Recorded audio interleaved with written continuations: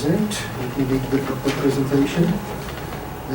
Sin Yi Cheung is a professor of sociology at the University of Cardiff.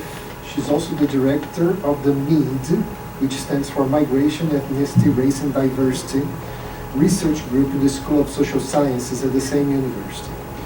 Her research interests include the transition from education to employment, labor market inequalities, migration, and refugee integration, as well as outcomes of social work intervention among families and children.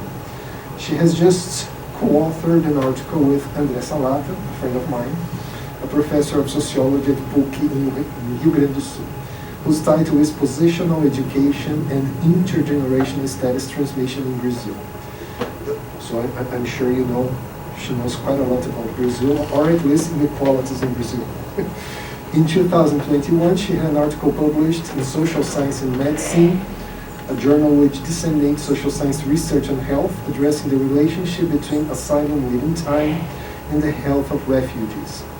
I would really like to thank Professor Sin Yi for being with us today and for kindly accepting our invitation to share her knowledge and some of her research results on such an important topic in social science. Without further ado, here is our guest speaker, Professor Sin Yi. Thanks a lot.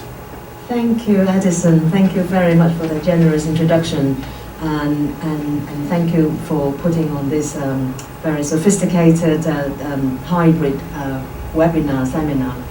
And I'm very honored to be here. I would be very happy just to have tea and coffee with you and learn about the wonderful research in USP. And my trip to Brazil this time was mainly, Cardiff University have international links with a number of Brazilian universities in Brasilia, Rio, the federal universities in Rio. My contact there is Professor Celis Galon and Unicam. But since I'm in Sao Paulo, it will be a missed opportunity not to come and visit you and to learn about the wonderful research that goes on in the sociology department here. And when I started looking you up, and I know that USP is one of the best departments in sociology in the country, so it's I look forward to the exchange. And unfortunately, I know COVID is quite high at the moment, so a lot of the faculties and colleagues can't be here in person. That's a shame. So I hope this is the first of many times, and it's certainly not the last time. So today is just really an excuse to open the dialogue on something that I'm working on. So last week I gave 2 talks on different things, gender and migration, but also my recent book was called The Death of Human Capital, published by Oxford University Press in 2020. And today I'm actually talking about something that is still work in progress. So I really would welcome your thoughts and comments. And thank you very much, Professor Alvaro. I haven't met, and I understand that you taught in King's College in London, so another connection there. Thank you so much for agreeing to be the discussant, and I look forward to hearing your comments. And I'm really sorry that you got sick, and hopefully you're not too unwell. So this project is actually a collaborative research project with my colleagues, Jenny Phillimore and her team, Laurence Lesser-Phillips. Laurence pronounces in the French way because she's a French-Canadian, and Lin Fo, the Birmingham team, and I'm the only person from the Cardiff team. And it's an extension of the work we've started doing on migrants in the UK. So migrants, broadly defined, is not just about refugees and asylum seekers, but also migrants of other kinds, which I will come to when I get into the talk. So the title is Material Wellbeing, Healthcare Access and Vulnerable Migrants' Health Status in the UK.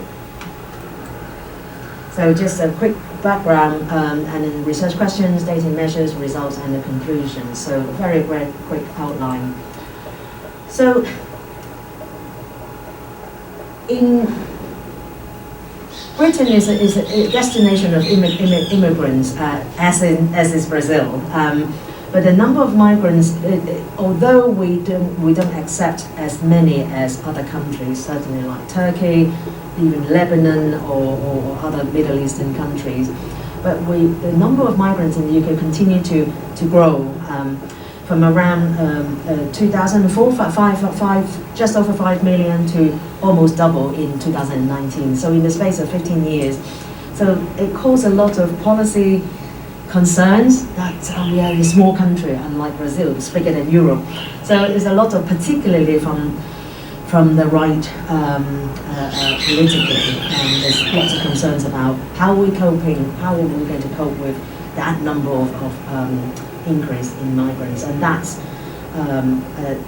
if you're familiar with the European politics, 2004 is when what we call an EU accession. So the Eastern European countries joined the EU. So European Union expanded from 15 to 27 countries. So a lot of Poles, a lot of Eastern Europeans come to Britain and work and study. So that was mainly that increase, and we see double the number of foreign-born migrants in the UK. Now, without any doubts, not surprisingly, a lot of them live in London. Almost a third of them, over a third of them residing in London in 2019. Now, all residents in the UK are entitled to free emergency care and primary health care. So everybody can turn up to what we call general practitioner, GP, for health services. However, their entitlement to secondary care, like hospital appointments and hospital care, varies according to the immigration status. So you either have to pay or your employers pay. It's a bit like a hybrid model between a National Health Service free at the point of access and a US model based on health insurance. Now, migrants, particularly those without any formal valid visas, face multiple barriers when accessing services because they don't always register with a GP, general practitioners. So when you don't register with a GP, that means if you have a back problem or a dermatology problem or any specialist service, you can't be referred to the hospital service.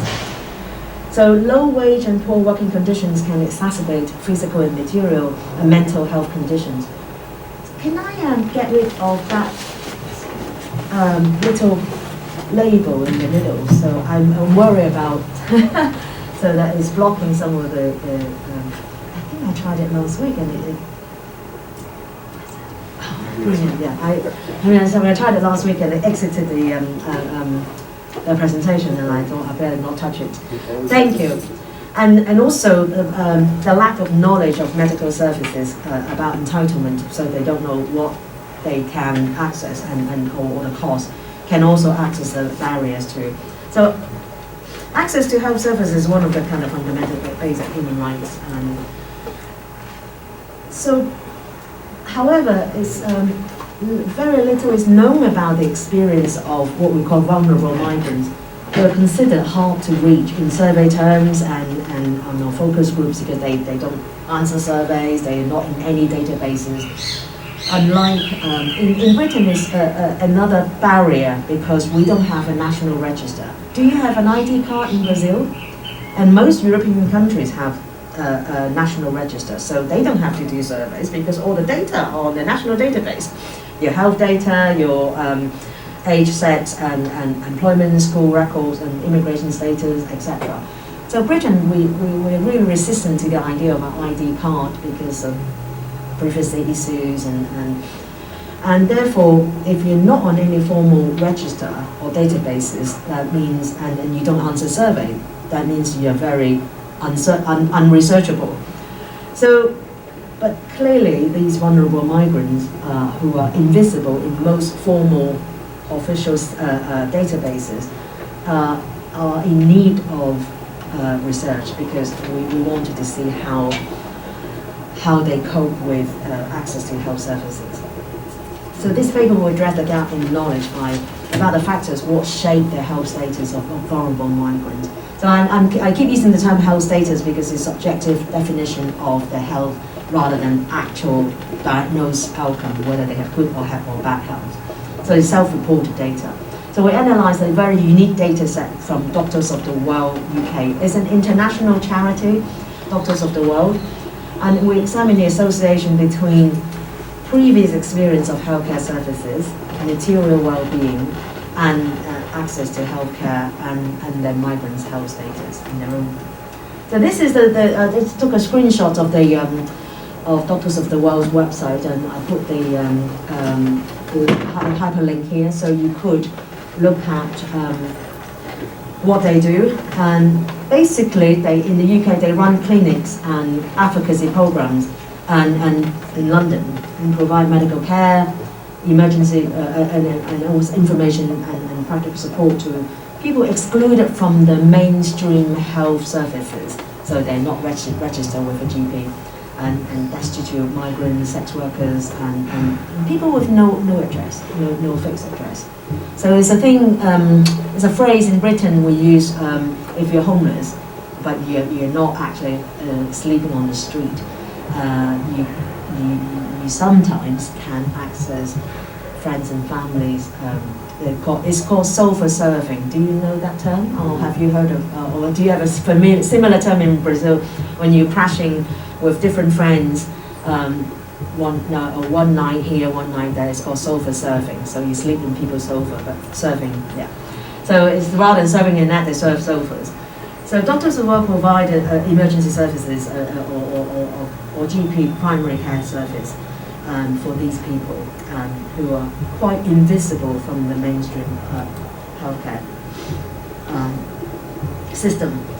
So Doctors of the World, I already said, and it's the service user information is collected by a social questionnaire administered during consultation. So they actually give them a survey when it's completed by volunteers. So I can't tell you, the data are dirty. It took so long to clean the data.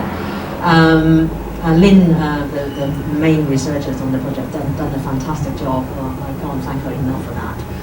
So it has a number of sections, so from basic demographics, age, sex, sexuality, so sexual identity, and to education, whether they had a job, to immigration status, health status, and barriers. So some experience of healthcare services. So we pulled the data from 2013 to 2018 over the course of 6 years.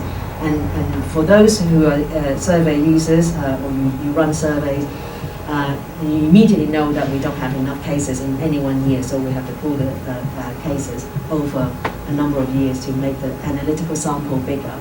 So it's approximately 3,500 service users that we analyze. And mostly are undocumented migrants, asylum seekers, some refugees, and some European citizens.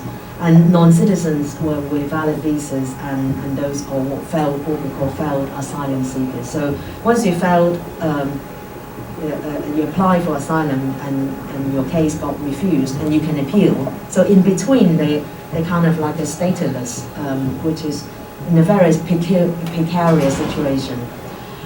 So these so-called undocumented migrants, sometimes they started off, migration status or migrant status actually is quite fluid over time. So you started as could be international students or tourist, and sometimes that we call them visa overstayer.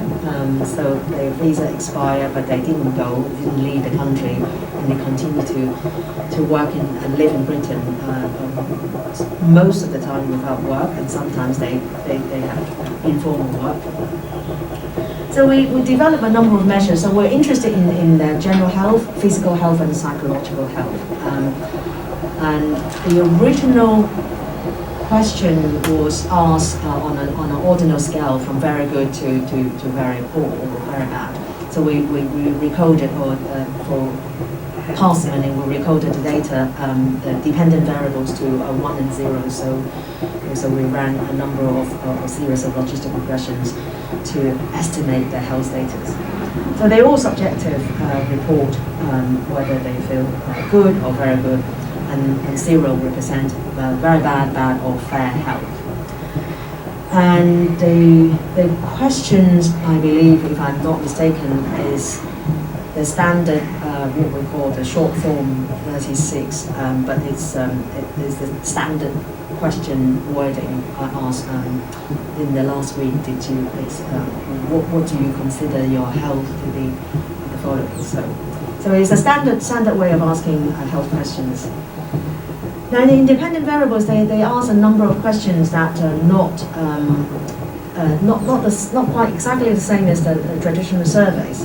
Remember, these data were collected by volunteers, so they're not actually trained, sophisticated survey researchers.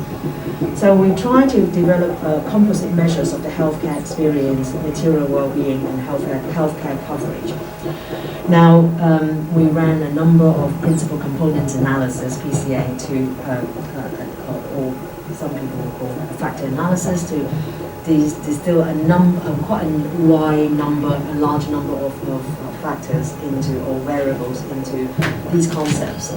So the composite measures are the sums of scores of accessing healthcare, whether they try to access healthcare, or they give up seeking medical advice or treatment because of waiting for too long, and also they report if they have faced discrimination by a healthcare provider on the grounds of sexual identity, race, age, disability, etc. Material well-being is a measure, again, using a set of measures, sums of scores of whether they have a job or any other activity to earn a living. So basically they have earned wages, earned labor income. And whether they're earning above the poverty threshold. So poverty threshold is measured by income above 60% of household median income. So it's quite standard measures. So again, it's the economic measure of material well-being. Now, in terms of healthcare coverage, whether they report they have coverage, partial coverage, or they only have emergency services. Finally, we also looked at their access to emotional support, whether they said that they had very frequently had emotional support from friends and family, or never. So on a scale from 1 to 4. And we control a number of quite standard demographics control variables from age, sex, type of housing, so from roofless, homeless, insecure housing to secure housing. So it had quite a number of different definitions, and we just group them to insecure. Insecure means they don't they can't always return to like sofa surfing and staying with friends would be some of it. Secure housing, that means they have their own independent housing accommodation. So without having to move all the time. And length of residence in the UK from less than 6 months to 5 years or more. And whether they have co-residence children, and whether they live in London. So those are just the control variables. So they're coming very quickly to results. So these are sample characteristics, dependent variable about 40% reporting good health, which is quite low compared to the general population. Most general surveys would have about 80% of people reporting having good health. Again, good physical health and good psychological health, or some what we call emotional health. So, and these are just the descriptive analysis of the distribution of the sample. So if you can just draw your attention to the emotional support here, it's actually quite high proportion of them reporting having frequent and very frequent emotional support from either friend or family, which is good news because as you can see later, that actually comes up as a quite an important predictor of their health status. So immigration status is quite a significant number of them. Nearly 70% are undocumented, so they don't have any formal status, and largely visa overstayers, and they don't have really reasons to be in Britain, but they are in Britain. And asylum seekers, about just over 10%, and others are like EU citizens. So the majority of them are living in London, and they are actually around. This is Lynn's definition. I haven't changed it. Middle-aged adults, 26 to 39. I wouldn't call 39 is middle-aged. I'm middle-aged, and I'm way beyond the 39. So I would say they're young adults, and approximately evenly distributed men and women. So yeah, just a joke on me. So they are not middle-aged. Yes, I'm middle-aged. Yeah. And then in fact, actually quite a high proportion of them, over 90%, are in secure housing. So they have their own independent living quarters or like a flat or equal apartments. And in these people, nearly half of them have been living in Britain for over 5 years.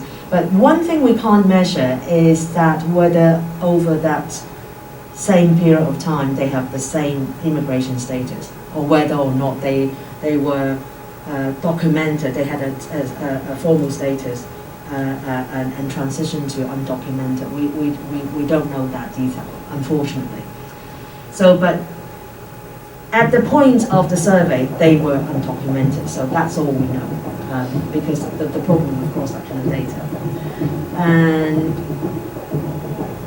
so one thing that we actually picked up from this unique data set is they are supposed to be only using Doctors of the World services for a very short time. So once they actually settle, particularly after six months, and they should have disappeared from the Doctors of the World service list, because they should have had a GP, they will transition their lives in a more predictable way, and hopefully they would have got a job or gone to university and doing something else than just continuing to use Doctors of the World, which is like an emergency service and for people who don't have formal healthcare. So the fact that they keep going back to Doctors of the World shows that something is not quite right. So that's why we felt that the research team that we got the funding from the Nothing Foundation, and it's basically is about trying to understand what happened to these people. These are the margins of the society, and what happened to them. So we looked at, I didn't skip 2 slides, I think that is the right slide. Or can I go back 1 slide? Is it the arrow there? Yes. Yeah, let's see. Yeah, okay.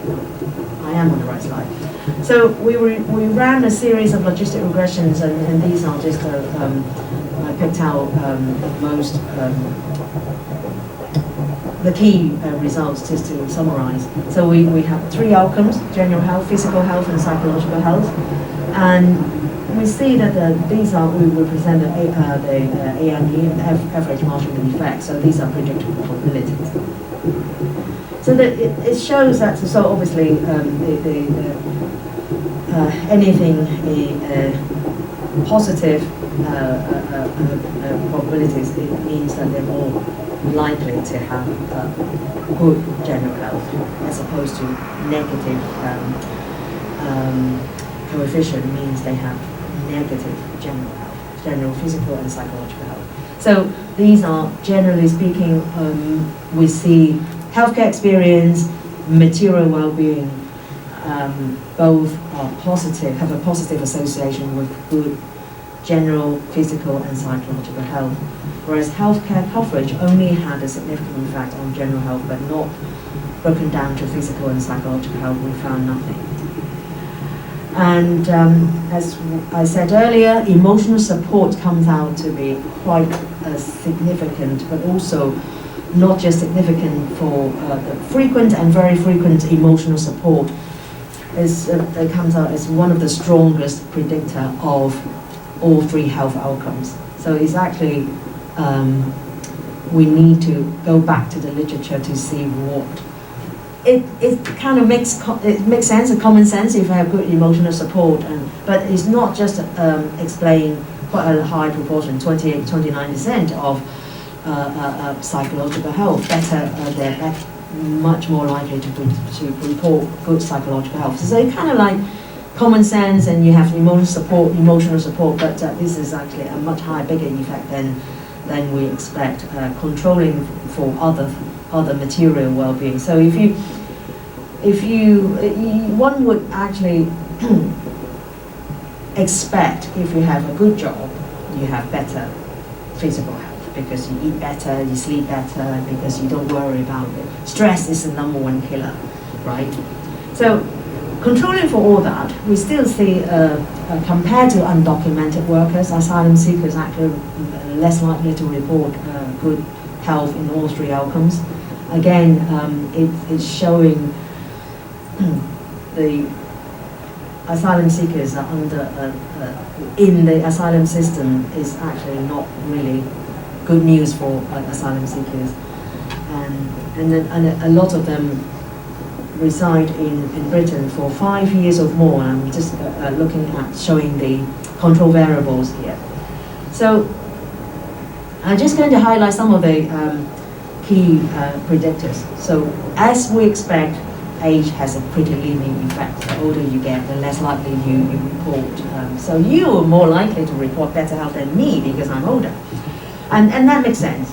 And again, we see accommodation type, having secure housing or even insecure housing compared to homelessness, it has quite, if you look at the effect size, it's actually 30% secure housing on better psychological health. So it's almost like a measure of, together with emotional support and secure housing, it's almost like a measure of the lack of anxiety. So if you actually feel you're in control in life and you have generally more a better health, self-reported health. I mean, I have to stress, these are not actual objective diagnoses from the doctors, they are self-report, but there is quite a large literature to say that self-reported health is quite a good predictor of your general health state, outcome. So control for, so one thing I wanted to point to your attention is the negative impact of the length of residence in the UK.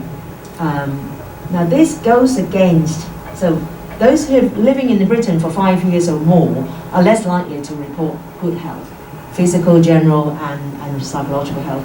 It goes against all the immigration literature or migration literature on assimilation.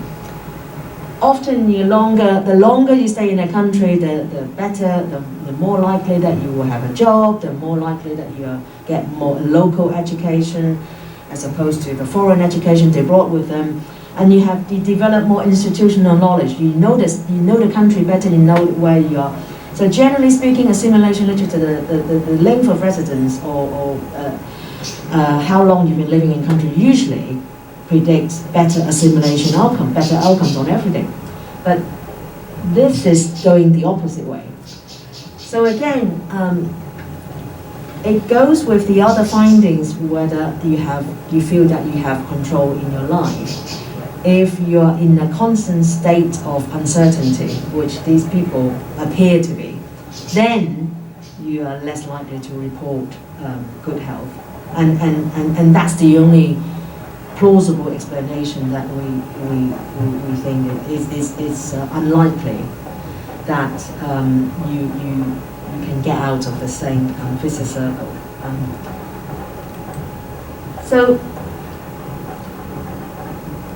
this is in the absence of decent data set to look at this particular vulnerable group in society, in the British society. So this is the first quantitative study to test, estimate the relationship between material well-being and health status for vulnerable migrants. So material well-being generally has a significant positive relationship with migrants' health. So we wanted to stress something that is not about your age, about your sex, and about your ethnicity, because you can't change those. However, material well-being has a really important policy implication. It's something that government can do something about. So to improve the material well-being from the perspective of healthcare access for migrants is a key policy intervention driver. And emotional support has significant positive association with all three health statuses. And also accommodation, again, is an area where policy intervention can actually make a difference. So those are the key kind of findings that we concluded so far, but we haven't actually gone back, we haven't written the paper yet, so this is very much work in progress, and I look forward to hearing your comments and thoughts. Thank you very much.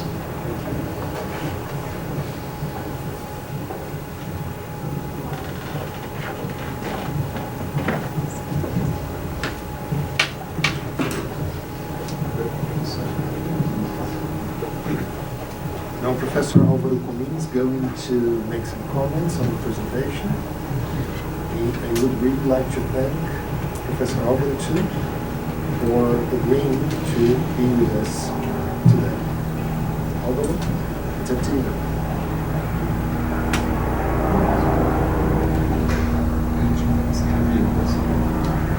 Cannot hear you. Some children.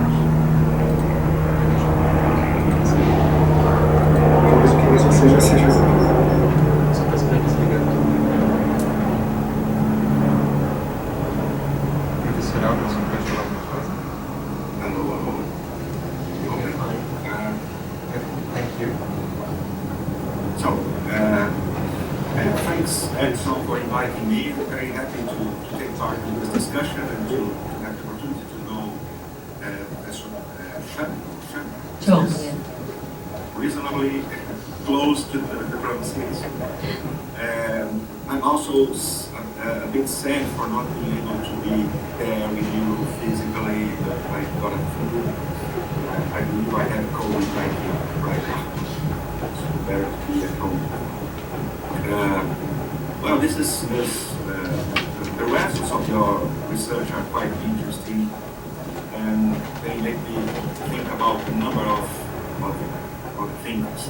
The first thing I would like to say is that the time frame of the data, this period from 2013 to 2018, it's a period in which pressure from migration has increased in the UK, so more people trying to get there. We saw that in the television every day. So there was an increase in the number of people trying to get there, and from many different places. And this has to do with, partially with, I believe, with economic crisis in some places. So particularly in Eastern Europe, countries outside the European Union, like I know that the former Soviet Union republics, and so poverty, economic crisis, people migrating to the UK, together with a lot of citizens from the European Union as well. So people coming from Poland, from Greece, from Portugal. So a huge pressure in terms of migration.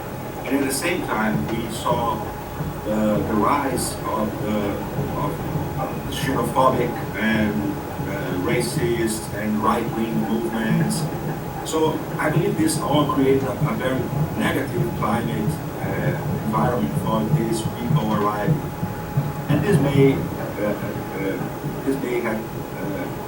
be important to explain why they do not want to get in touch with official institutions like the NHS, etc. So I know your data cannot provide an explanation for that, but I'm raising this question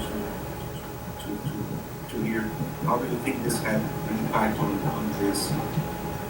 the results. So I believe these people are living in fear there because they may be deported, and these things indeed happen. We saw this happening all the time. The government in Britain was a conservative government with of course not very welcoming from these people. So how do you think this plays a a role in this, in the results of your data. The people in your sample, they are mostly working age people. The majority are undocumented. They have a very low well-being, we call it well-being, material well-being. If I understand the numbers, the score is very low, so it's about 0.47, and a scale that could reach 2.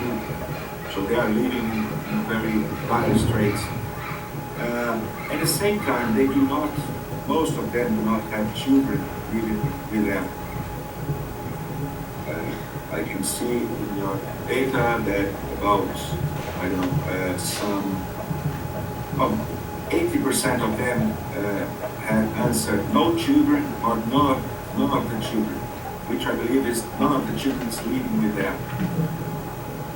So this makes me think that these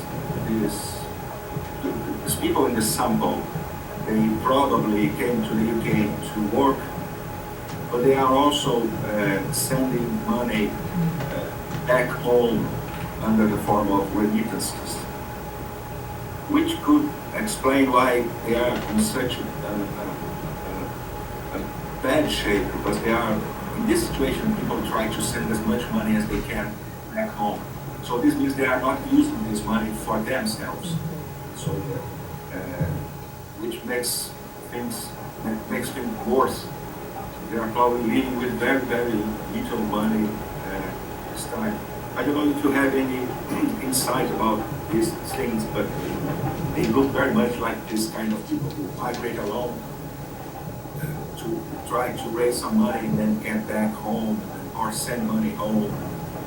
And in this case, it makes sense that the longer they stay in the UK, the worse they are in terms of healthcare, because they are not accessing the system, and they are saving money, all the money, and sending it back home. So they really are making a huge sacrifice in this situation. And also they fear to be in touch with this official institutions. So this makes me also make a question. I mean, these people in your sample are people who have seek for help with this doctor, with this organization.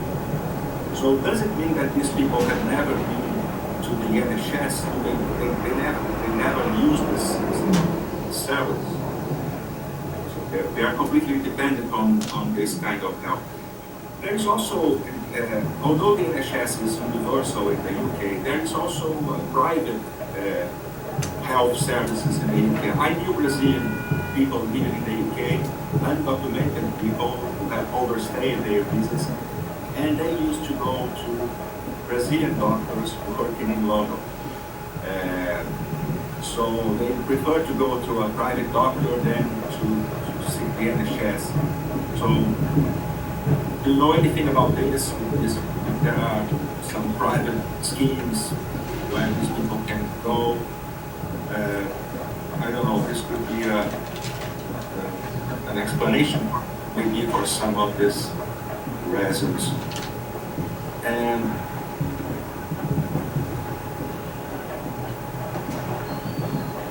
I didn't get the reasons for healthcare experience scale. What does it mean, this 2.81? I didn't really understand that.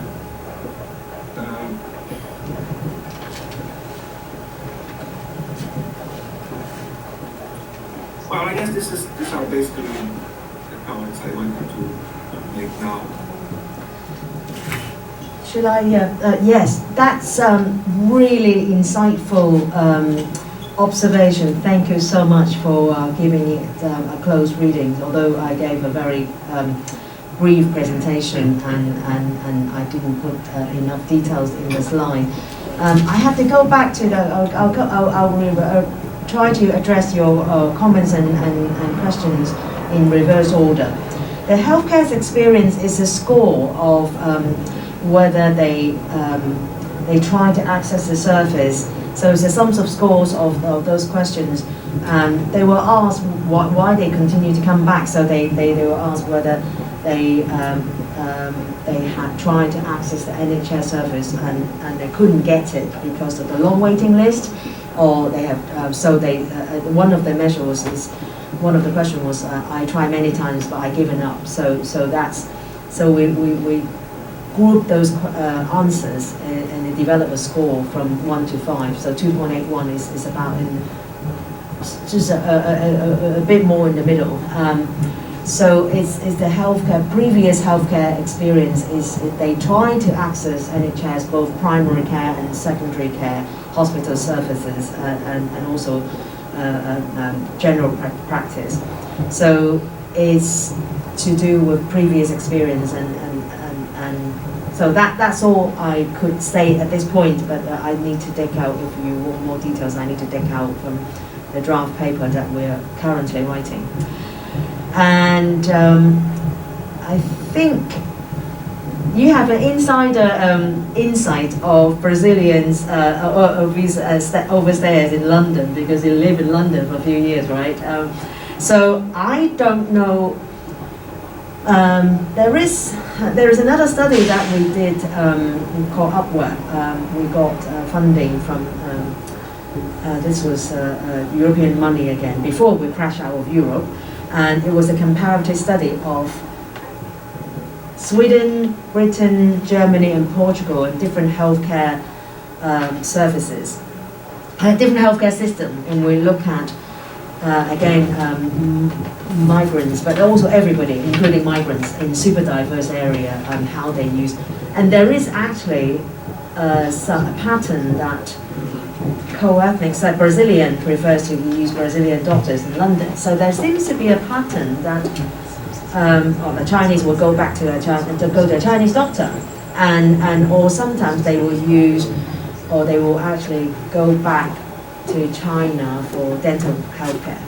So they trust. So, for example, they wouldn't trust a British acupuncturist. They would prefer, which makes sense, right?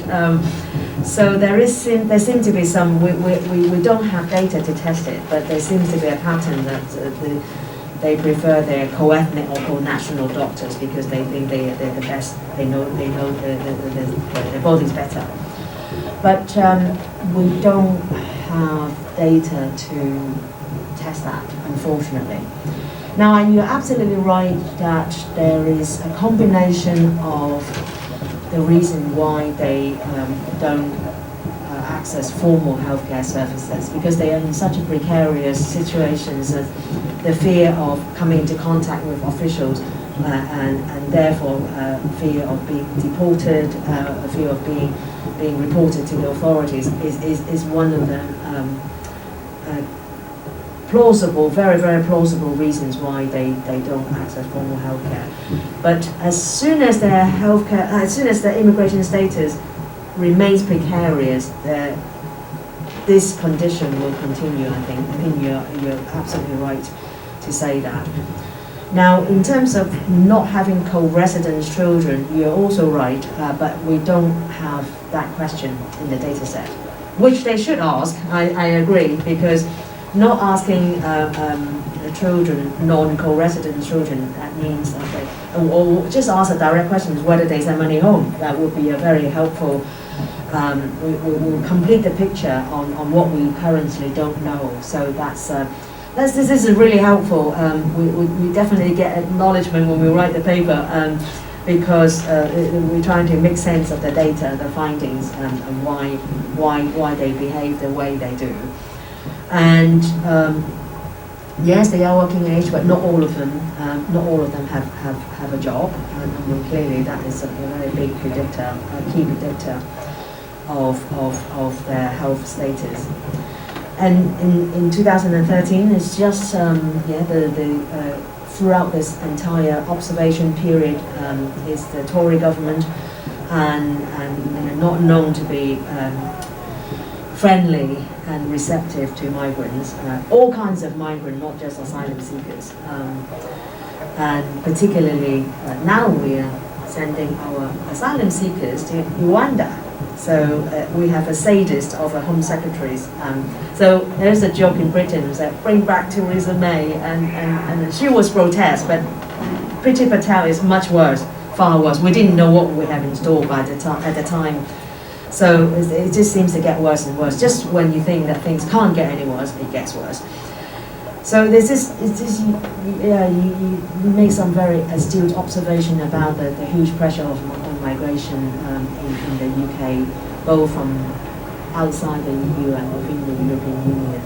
But since 2000, I think statistics shows that the EU migration has gone down, and so this Brexit policy has worked because people don't want to stay in this very hostile country.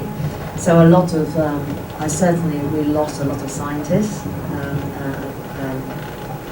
We're now facing a very, very bad situation of post-Brexit and post-pandemic labour shortage. We don't have enough skilled workers, or we don't have enough care home workers because mostly they are European migrants. Anyway, I'm digressing. So I thank you for a very observant and insightful set of comments. Thank you so much. And I welcome other questions. I also have some questions. I'd like to thank Álvaro for his insightful comments, and I would also like to thank Professor Sin Yi for her presentation. It really makes us think a lot. Well, I have some questions concerning the data. Some variables are not clear to me as how they were measured.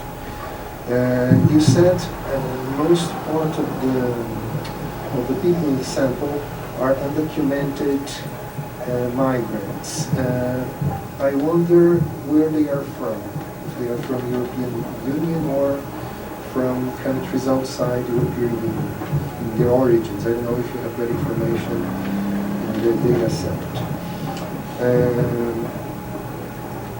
Another very important result that you reported concerns the positive association between emotional support and higher levels of perception of good general health.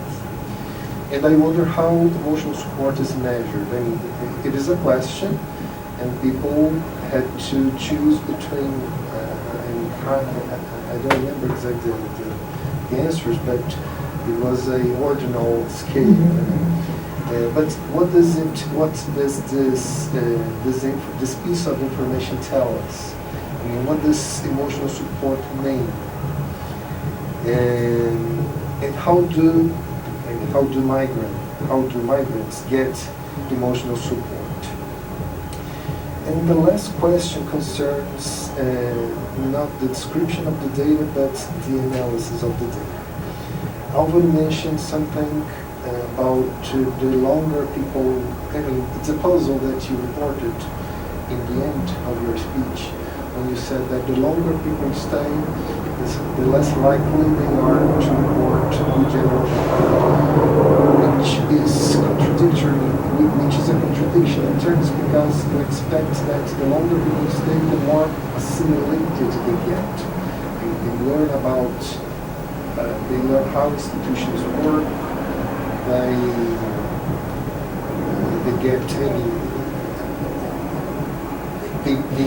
get more emotional support from the community. I mean, it is a surprising result. And Álvaro mentioned that it might be because of a feeling of, I don't know if I can interpret what he said correctly, but it might have to do with a feeling of relative deprivation. I mean, the more they stay, the more they learn that their situation is bad and it's likely not going to improve. I think he's correct, but I want to ask a different question. Do you think it might be a mismatch between their perception of their health in the objective condition of their health. And they may, as they get assimilated, they want to get there, they get assimilated, they may obtain better conditions of living, but they feel they are worse than they were, or they feel they are worse than they should be. Do you think might be a mismatch between their perception of their health and their objective conditions of their health situation? Those are the questions I would like to ask. Yeah, thank you. Likely, very likely. It's. I'll take your questions in reverse order. I think it's what I said. I don't remember. Correct me if I'm wrong. I don't remember Professor Alvaro making a comment about the length of residence. But I think what he said was living under constant fear and fear of officialdom. But I think that the length of residence, surprising or counterintuitive result, makes a lot of sense of this continuous feeling of lack of control of their life, and particularly if they are in this undocumented state. We see 80% of the sample are some form of undocumented status. So yes, so it's which brings me to answer your the first question is well, how is undocumented status measured? The majority of them are visa overstayers, so they don't have a formal status in Britain. So, and there are a group called others means that they are some EU citizens. So that EU citizens are free to work and study and live in Britain without any border control. So we don't understand why actually these group of a very small number of them actually access Doctors of the World services, because they could easily access formal healthcare, because they wouldn't be in fear of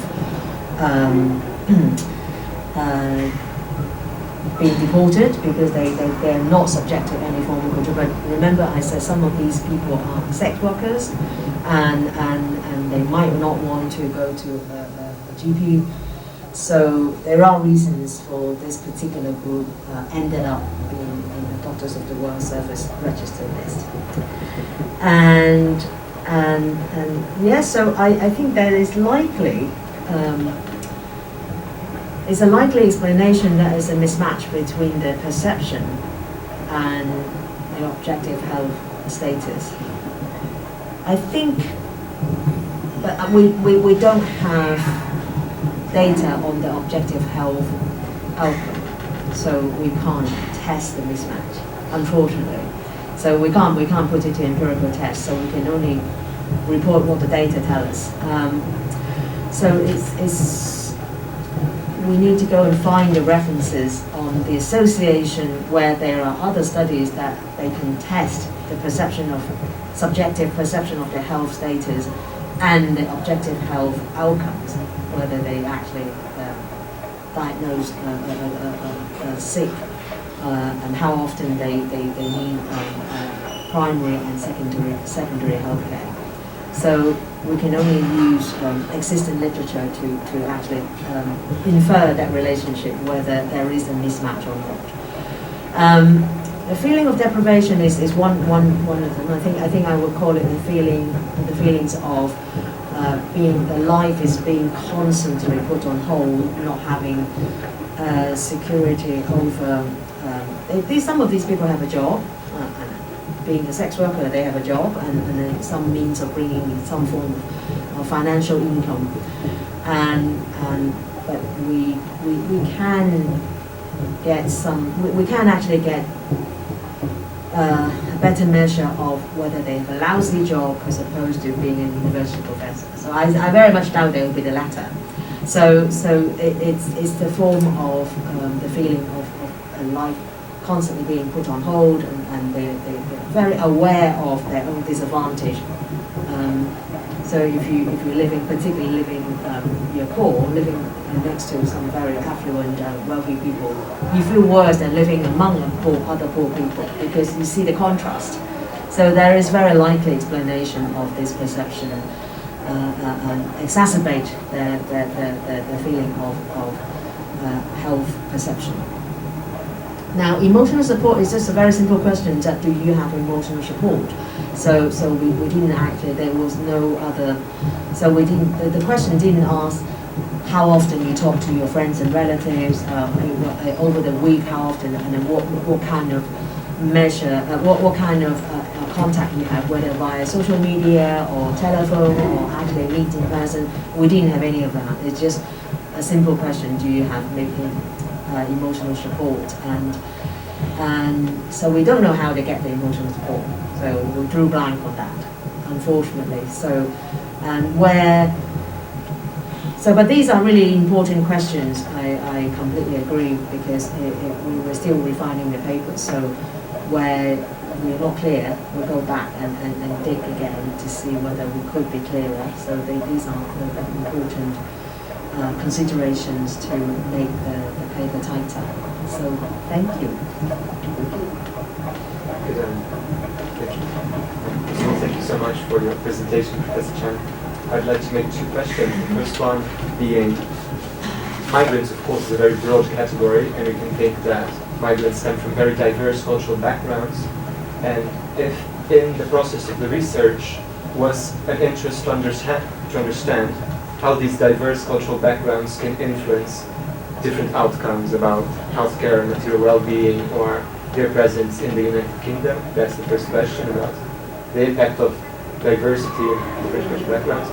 And the second question is, if you and the other researchers on this project think that qualitative studies could perhaps dig deeper into the results and perhaps answer some questions that only the quantitative study could not, and perhaps how could qualitative methods like ethnography or in-depth interviews could make better the final results of the research. Thank you. Thank you. Yes.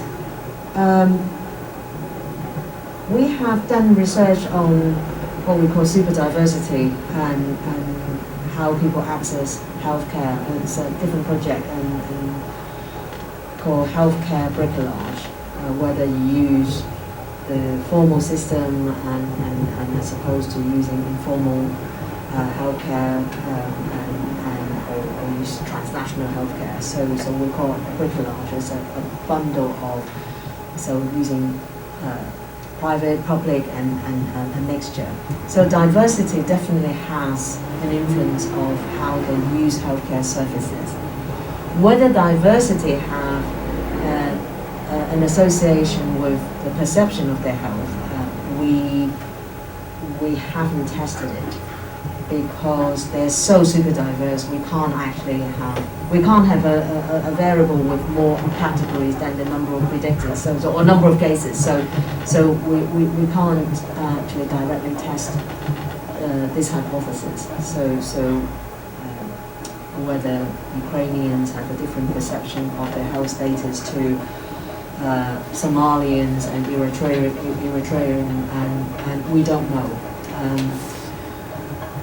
In another study, using the survey of new refugees, we found religion, faith, as being a very important predictor of health status, because it seems to have faith seems to have resilience from these super diverse people, migrants, from undocumented to asylum seekers to stairs, and faith seems to be, and again, we measure faith as its religious identity rather than religious practice.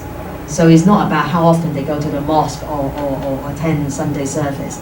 So it's not that, because that would cancel out some of the effects of support from friends and family. So in the survey of new refugees, what we call SNR, I published a number of things with Jenny Phillimore using the survey of new refugees. But that data was a bit older, 2005 to 2007. It's a longitudinal survey, so we actually have repeated measures of the health and social network and a number of key outcomes such as access to education and training and labour market. And then we found that faith was consistently seemed to have a resilient, help build resilience and mitigate the negative impact of other factors like length of residence in the UK. And that particular predictor, again in the survey of new refugees, completely different data set, same outcome. So we are quite confident that the precarity of the longer they stay in the UK, the longer of this uncertainty. And again, we published a paper called The Violence of Uncertainty, and actually is directly measure the length of time they waiting for asylum decisions. So that has enormous negative impact on their health, particularly mental health. There has been a lot of qualitative studies on in fact, the reason that we actually did the quantitative work is because there's already have a lot of qualitative studies on support and social network and migrants, but it's just simply for this particular group, we don't have any official data to capture this particular group. So hence the first quantitative empirical study to plug the gap. There are tons of qualitative work's been done, and people have been writing about this in the last 10, 15 years, and very small scale, particularly involving community groups, and because that's NGOs, that's where they're working with these particular vulnerable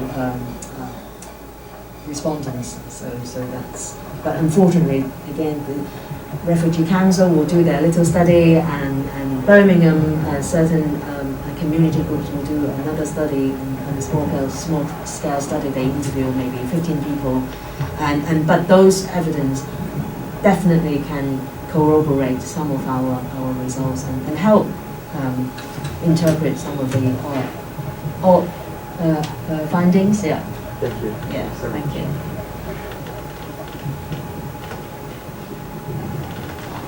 Very well. I don't know if we have any more questions. We don't have to stay here until 6:30, so it's okay. We'll go earlier. Yeah, I hope you are not feeling too unwell, Professor Alvaro. I know it is a shame we can't meet in person. But again, thank you so much for your very helpful comments, and even though it's a short, again, and it is a really nice excuse to come here, but it's a shame that we can't all go out for dinner, and then I can hear more about your work as well. So it will have to be next time. Yeah. Okay. So I thank Professor Sin Yi again for her presentation, all of her comments, all the people who attended the presentation, physically here or virtual. So good night all, and see you next time. Goodbye. Nice Goodbye. to meet you. Yeah, very nice to meet you, if only virtually. Very nice. So get in touch when you are in the UK, and I will turn the favour to invite you to come and meet us, and we'll have dinner. Okay. Okay.